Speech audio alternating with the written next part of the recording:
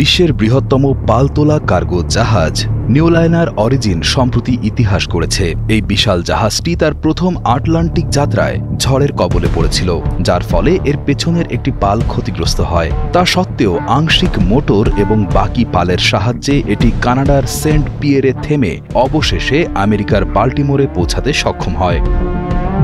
446 foot লম্বা এই জাহাজটি কোনো সাধারণ মালবাহী জাহাজ নয়। এটি তৈরি করা হয়েছে সমুদ্র বাণিজ্যে পরিবেশ দূষণ কমানোর যুগান্তকারী লক্ষ্য নিয়ে। দুটি বিশাল পালের সাহায্যে প্রধানত বাতাসের শক্তিতে চলে এটি। প্রচলিত জাহাজের তুলনায় গ্রিনহাউস গ্যাস নির্গমন 80 থেকে 90% পর্যন্ত কমাতে পারে।